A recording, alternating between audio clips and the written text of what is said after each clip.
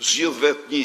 Në cilin prej qarqeve Partia Demokratike mendon se do të bëjë surprizën dhe a besoni se kjo është konferenca e fundit e juaje si kryetari i opozitës? Mendoj se e keni drejt, e keni shumë drejt. Kjo do jetë konferenca ime e fundit si kryetar opozite, mbasi pas datës 12 maj, kjo opozit është mazhorancë.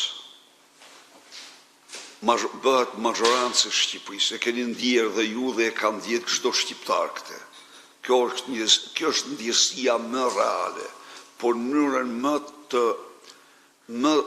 më të frikshme e ka ndjerë Edi Rama. Ju e patë si shkallmoj Ram në televizion. U shkallmua. Fliste për giotina, fliste për helme, fliste, qarës fliste. Do më thamë, ai Ram kishte nevoj urgjente për mjekim, me ato simptoma që pash.